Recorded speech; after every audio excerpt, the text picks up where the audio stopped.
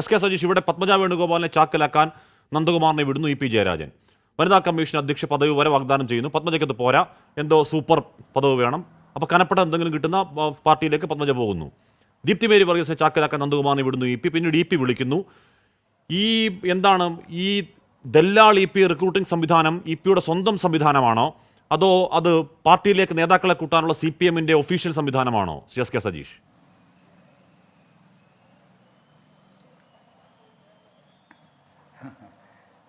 അത്ഭുതപ്പെടുത്തുന്നതും തമാശ നിറഞ്ഞതുമായ ചോദ്യങ്ങളാണ് ചോദിക്കപ്പെടുന്നത്. കേരളത്തിൽ കോൺഗ്രസിൽ നിന്ന് BJP-യിലേക്ക് ആൾ പോയിക്കൊണ്ടിരിക്കുമ്പോൾ അതിന് പ്രത്യേകിച്ച് മറുപടി പറയാൻ ഒന്നുമില്ലാത്ത കേരളത്തിൻ്റെ പ്രതിപക്ഷ നേതാവ് വായിൽ തോന്നുന്ന കാര്യങ്ങൾ വിളിച്ചു പറയുകയാണ്. അതിനുവേണ്ട കാര്യങ്ങളും അവർ പറഞ്ഞുകൊണ്ടിരിക്കുന്നു. അവർ മറുപടി പറയേണ്ട കാര്യം രാജ്യത്ത് വളരെയേറെയുണ്ട്. ഇവിടെ കേരളത്തിൽ നിന്ന് AK ആൻ്റണിയുടെ മകൻ BJP-യിൽ പോയതും കരുണാകരൻ്റെ മകൾ BJP-യിൽ പോയതുമെല്ലാം CPM-ന്റെ താല്പര്യപ്രകാരമാണ്, CPM പറഞ്ഞിട്ടാണ് എന്നൊക്കെ പറഞ്ഞാൽ അത് നാട്ടിലുള്ള കോൺഗ്രസ്സുകാർ വിശ്വസിക്കും എന്ന് പ്രതിപക്ഷ നേതാവ് ആദ്യം ഉറച്ചു പറയാൻ വേണ്ടി പറ്റുമോ? ഇവിടെ രാജ്യത്ത് ചില്ലറ കോൺഗ്രസ്സുകാരല്ലല്ലോ BJP-യിലേക്ക് പോയത്. മറ്റേതെങ്കിലും രാഷ്ട്രീയ പ്രസ്ഥാനം പറഞ്ഞിട്ടാണോ പോയിട്ടുള്ളത്? നമുക്കറിയാം, നമ്മുടെ പാർലമെൻറ്റിനകത്ത് ഇപ്പോഴുള്ള 303 BJP-യുടെ MP-മാരിൽ 112 പേരും പഴയ കോൺഗ്രസ്സുകാരാണ്. എന്തിനാണ് ഓരോ നിയമസഭാ തെരഞ്ഞെടുപ്പ് നടക്കുമ്പോഴും കൈപ്പത്തിക്ക് വോട്ട് ചെയ്ത് ജനങ്ങൾ വിജയിപ്പിച്ച ആളുകളെ റിസോർട്ടിലേക്ക് മാറ്റുന്നത്? ആ റിസോർട്ട് രാഷ്ട്രീയം എന്തിൻ്റെ പേരിലാണ്? വിശ്വസിക്കാൻ കൊള്ളാത്ത പാർട്ടിയാണ് എന്ന് അവർ സ്വയം ദൈനംദിനം തെളിയിച്ചുകൊണ്ടിരിക്കുകയല്ലേ? അതിൻ്റെ ഭാഗമായിട്ടുണ്ടാകുന്ന പ്രശ്നങ്ങളല്ലേ? ഇന്ത്യയിലെ 12ഓളം മുഖ്യമന്ത്രിമാർ BJP-യിലേക്ക് പോയി. ആര് പറഞ്ഞിട്ടാണ് പോയത്? ഇവർ ക്യാപ്റ്റൻ എന്ന് വിളിച്ച് നമ്മുടെ എല്ലാം ചർച്ചകളിൽ ഹാഷ്മിക്കൊക്കെ ഓർമ്മയുണ്ടാകും. പല കോൺഗ്രസിൻ്റെ പ്രതിനിധികളും വന്ന് അഭിമാനത്തോടു കൂടി പറയുന്നതാണല്ലോ, പഞ്ചാബിലെ ക്യാപ്റ്റൻ അമരീന്ദർ സിംഗ് BJP-യിലെത്തിയില്ലേ മുഖ്യമന്ത്രി. ഇവിടെ ഓരോരുത്തരായി ഞാൻ എണ്ണി പറയുന്നില്ല. കർണാടകയിലെ മുഖ്യമന്ത്രി SM കൃഷ്ണ, UP-യിലെ മുഖ്യമന്ത്രിമാരായിരുന്ന ജഗദംബിക പാലും അതുപോലെ തന്നെ ND തിവാരിയും, പിന്നെ ഒഡീഷയിലെ മുഖ്യമന്ത്രി ഗിരിധർ ഗോമന്ത്, ഉത്തരാഖണ്ഡിലെ മുഖ്യമന്ത്രി വിജയ് ബഹുഗുണ, ഗോവയിലെ ദിവങ്കർ കാമത്ത്. നമ്മൾ കഴിഞ്ഞ ദിവസങ്ങളിലൊക്കെ ഈ കണക്ക് എല്ലാവരും പറയുന്നതാണ്. ഒരുപക്ഷെ കേൾക്കുന്ന പ്രേക്ഷകർക്ക് അത് കാണാപ്പാടവുമാണ്. പക്ഷെ ഞാൻ ചോദിച്ചത്, ഇതൊക്കെ അവിടെ നിൽക്കുമ്പോൾ തന്നെ കോൺഗ്രസിലേക്ക് ദേശീയ തലത്തിൽ നിന്ന് ഈ പറയുന്ന MP-മാരിൽ ബഹുഭൂരിപക്ഷം കോൺഗ്രസ്സുകാരാണെന്ന് വെക്കുമ്പോൾ തന്നെ ഇത് അങ്ങോട്ട് പോയി കയറുകയല്ലോ. ഇവിടെ ഓഫറിട്ടും പ്രലോഭിപ്പിച്ചൊക്കെ ചാക്കിട്ട് പിടിക്കുകയാണല്ലോ സർ. അപ്പോൾ ചാക്കിട്ട് പിടുത്തത്തിൻ്റെ ഒരു സോഫ്റ്റ് വെർഷൻ ഇവിടെ ഇ പി ജയരാജൻ്റെ നേതൃത്വത്തിൽ തുടങ്ങിയിട്ടുണ്ടോ എന്നാണ് ചോദ്യം. അങ്ങനെ ഇല്ല എന്ന് ഇ പി പറയുന്നില്ല. എന്തുകൊണ്ടാണത്? എൻ്റെ ഹാഷ്മി ഒരു കാര്യം, കോൺഗ്രസ്സുകാർ BJP-യിലേക്ക് പോകുന്നതിന് മറ്റാരെയും കുറ്റപ്പെടുത്തിയിട്ട് വല്ല കാര്യമുണ്ടോ? ഞാനതാ പറഞ്ഞു വന്നത്. ഹാഷ്മി പറഞ്ഞു വരുമ്പോൾ അതിനിടയിൽ തടസ്സപ്പെടുത്തി. 12ഓളം ഇന്ത്യയിലെ മുഖ്യമന്ത്രിമാർ BJP-യിലേക്ക് പോയി കോൺഗ്രസിൽ നിന്ന്. ആരെങ്കിലും പറഞ്ഞിട്ടാണോ പോയത്? ഇവിടെ AK ആൻ്റണിയുടെ മകൻ പോയിട്ട് എന്തായിരുന്നു കോൺഗ്രസിൻ്റെ പ്രതികരണം? ഏത് രീതിയിലാണ് കോൺഗ്രസ് നിലപാട് സ്വീകരിച്ചത്? സർ, ഇ പി ജയരാജൻ, ദല്ലാൾ നന്ദകുമാർ ഈ കോർഡിനേഷൻ CPM-ന്റെ ഒഫീഷ്യൽ സംവിധാനമാണ്. ഈ ദല്ലാൾ Nandakumar E P Jayarajan coordination സഹകരണം CPM-ന്റെ ഒഫീഷ്യൽ സംവിധാനമാണോ? ഇ പി സ്വന്തമായി കൊണ്ടുപോകുന്ന ഒരു സംവിധാനമാണോ അത്? ഹാഷ്മിക്ക് ചില കാര്യങ്ങൾ വളച്ചൊടിക്കാൻ നല്ല ബുദ്ധിയുള്ളതുകൊണ്ട് ആ നിലയിലുള്ള ചോദ്യങ്ങളാണ് ചോദിക്കുക. ഒഫീഷ്യൽ സംവിധാനമാണോ, CP-യുടെ മാത്രമാണോ എന്ന് ചോദിച്ചാൽ ഞാൻ EP-യുടേതല്ല എന്ന് പറഞ്ഞാൽ മറ്റൊരു രീതിയിൽ വ്യാഖ്യാനിക്കാം. ഒഫീഷ്യൽ അല്ല എന്ന് പറഞ്ഞാൽ EP-യുടേതാണെന്ന് വ്യാഖ്യാനിക്കാം. ഇത്തരത്തിലുള്ള ചോദ്യം കോടതിയിൽ ചോദിക്കുന്നത് പോലെ ചോദിക്കാൻ വേണ്ടി പാടില്ല. ഇത് കോൺഗ്രസിന്റെ അല്ല, സംശയത്തിന് എന്ന് പറഞ്ഞാൽ ഒരു സംശയത്തിനിടയില്ലാത്ത വിധം അങ്ങേക്ക് മറുപടി പറയാവുന്നതേ ഉള്ളൂ. അല്ലെങ്കിൽ ഈ പറയുന്ന ദല്ലാൾ നന്ദകുമാറുമായി അധികാരത്തിന്റെ ഇടനാഴികളിൽ നിരന്തരം നിരങ്ങി നടക്കുന്ന ഈ അവതാരവുമായി ഞങ്ങൾക്ക് യാതൊരു ബന്ധവും ഇല്ല എന്ന് വളരെ ഭംഗിയായി പറയാവുന്നേ ഉള്ളൂ സതീഷിന്. എന്താ സംശയം? ഹാഷ്മി ഒരു കാര്യം, ഹാഷ്മിക്ക് അങ്ങനെ വല്ല സംശയമുണ്ടോ? ഇത്രയും കാലത്തെ മാധ്യമ പ്രവർത്തനത്തിനിടയിൽ CPM-നെതിരായും ഇടതുപക്ഷത്തിനെതിരായും നിലപാട് സ്വീകരിക്കുന്ന ഒരു വ്യക്തിയെ ചൂണ്ടിക്കാണിച്ചുകൊണ്ട് കോൺഗ്രസ് രക്ഷപ്പെടാൻ വേണ്ടി ശ്രമിക്കുകയാണ്. കള്ളൻ എന്ന് പറഞ്ഞു ഓടുന്ന ഒരു പ്രതിപക്ഷ നേതാവ് കേരളത്തിലുണ്ട്. ഇ പി ജയരാജൻ നമ്മുടെ CPM-ന്റെ ഉന്നത നേതാവാണ്. മാത്രമല്ല LDF-ന്റെ കൺവീനറാണ്. CPM-ന്റെ പ്രധാനപ്പെട്ട ഒരു ജാഥ എന്ന് പറഞ്ഞാൽ പാർട്ടി സെക്രട്ടറി MP ഗോവിന്ദൻ അധികാരമേറ്റതിനു ശേഷം ജനകീയ പ്രതിരോധ യാത്ര എന്ന് പറയുന്ന പൊളിറ്റിക്കലി വളരെ സിഗ്നിഫിക്കൻ്റ് ആയ നല്ല ഒന്നാം തരം രാഷ്ട്രീയ സന്ദേശങ്ങൾ ഉയർത്തി വരുന്നൊരു യാത്ര. ആ യാത്രയിൽ പങ്കെടുക്കാൻ സമയമില്ല ഇ പി ജയരാജൻ. ദല്ലാൾ നന്ദകുമാറിൻ്റെ അമ്മയ്ക്ക് പൊന്നാട അണിക്കാൻ സമയമുണ്ട്. ഇവർ തമ്മിൽ ചങ്കും ചങ്കും ആണെന്നേ. അതെങ്ങനെയാണ് എൽ ഡി എഫ് കൺവീനറും ഒരു വ്യവഹാര വഴിയിൽ എപ്പോഴും സംശയം നിൽക്കുന്ന ഒരു ദല്ലാളുമായി ഈ ചങ്കും ചങ്കും ബന്ധം എൽ ഡി എഫ് കൺവീനർക്ക് ഉണ്ടാവുന്നത് എന്തിനാണ് സജീഷ്? ഹാഷ്മി, ഒരു കാര്യം, ഹാഷ്മി കാര്യങ്ങളെ വളച്ചൊടുക്കി സംസാരിക്കാൻ വിദഗ്ധനാണ് എന്നുള്ളതുകൊണ്ട് താങ്കളുടേതായ ഭാഷയിൽ താങ്കൾ പറഞ്ഞോളൂ, കുഴപ്പമില്ല.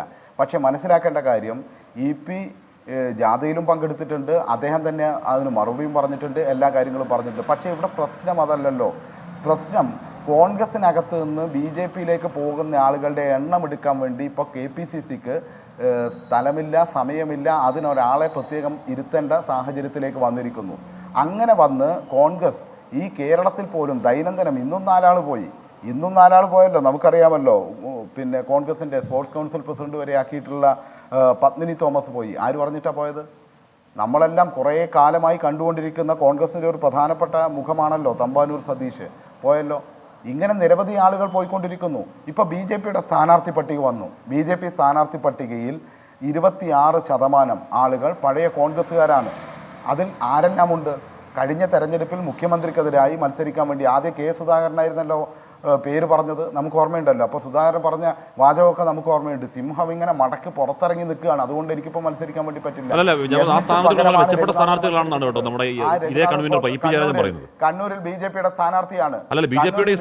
മെച്ചപ്പെട്ട സ്ഥാനാർത്ഥികളാണ് EP ജയരാജൻ പറയുന്നത്. നമ്മുടെ കൺവീനർ തന്നെ പറയുന്നത്, LDF കൺവീനർ തന്നെ പറയുന്നത്, ഈ പറയുന്ന BJPയുടെ തിരുവനന്തപുരത്തെ, തൃശ്ശൂരെ, ആറ്റിങ്ങലൊക്കെ BJPയുടെ സ്ഥാനാർത്ഥികൾ നല്ല ഒന്നാം തരം മെച്ചപ്പെട്ട സ്ഥാനാർത്ഥികളാണ് എന്ന് പറയുകയാണ്.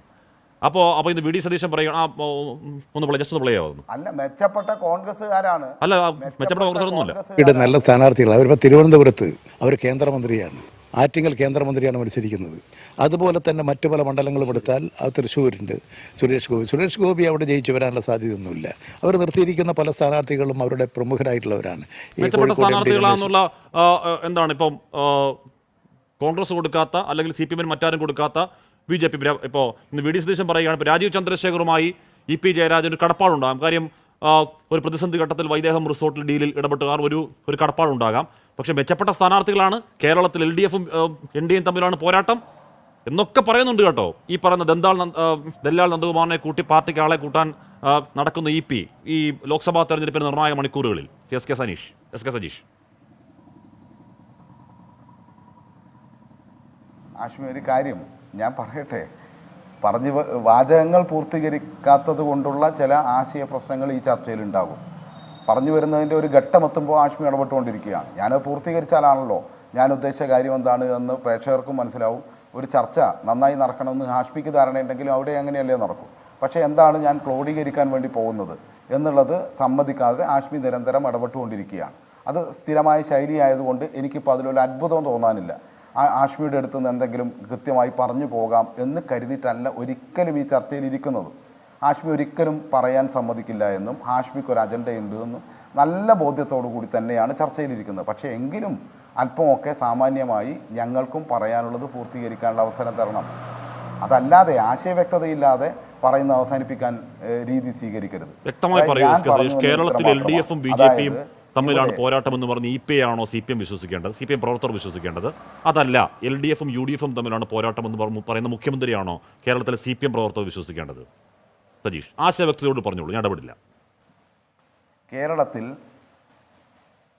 ഇനി താങ്കൾ ഇടപെടില്ല എന്ന് വിശ്വസിച്ചുകൊണ്ട് എനിക്ക് ഏതാനും വാചകങ്ങൾ പറയാമെന്ന് കരുതുകയാണ്. അതിൻ്റെ ഇടയിൽ താങ്കൾ ഇടപെട്ടാൽ ഞാൻ ഒരു പാർട്ട് മാത്രമേ പറയൂ.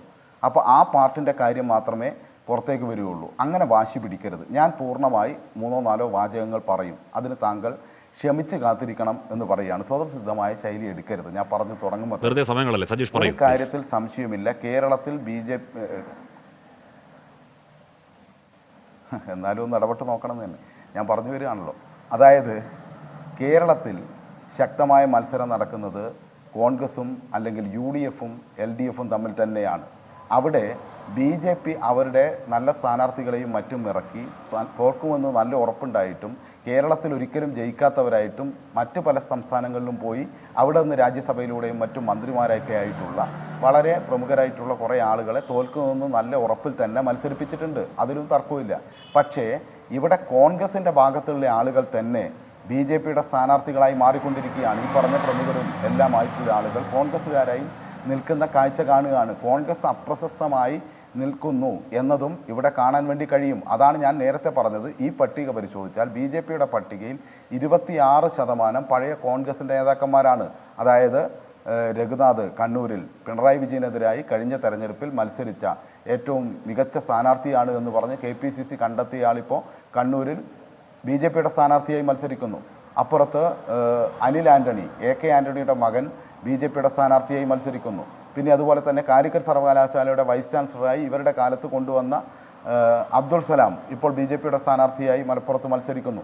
അതുപോലെ തന്നെ മാവേലിക്കരയിലെ നേരത്തെ മാവേലിക്കര മണ്ഡലത്തിൽ കോൺഗ്രസ് സ്ഥാനാർത്ഥിയായി കൈപ്പത്തി ചിഹ്നത്തിൽ മത്സരിച്ചയാൾ ഇപ്പോൾ BJP പക്ഷത്തിന് വേണ്ടി മത്സരിക്കുന്നു. ഈ കാഴ്ചയൊക്കെ നമ്മൾ കാണുകയാണ്. ഇതൊക്കെ മറ്റാരുടെയും തലയിൽ വെച്ച് മറ്റ് ചർച്ചകൾ സാധാരണഗതിയിലെ പോലെ വിഷയങ്ങൾ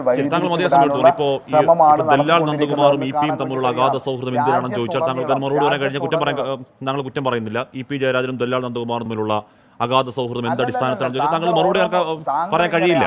മാത്രമല്ല സൗഹൃദം ഇല്ല എന്ന് പറയാൻ കഴിയില്ല. LDFും BJPയും തമ്മിലാണ് പോരാട്ടം എന്ന് EP പറഞ്ഞത് എന്ത് അടിസ്ഥാനത്തിലാണ്, ഏത് കണക്കിന്റെ അടിസ്ഥാനത്തിൽ ചോദിച്ചാൽ താങ്കൾക്ക് മറുപടിയില്ല. അത് EPയുടെ തലയിൽ വെക്കലേ നടക്കുകയുള്ളൂ.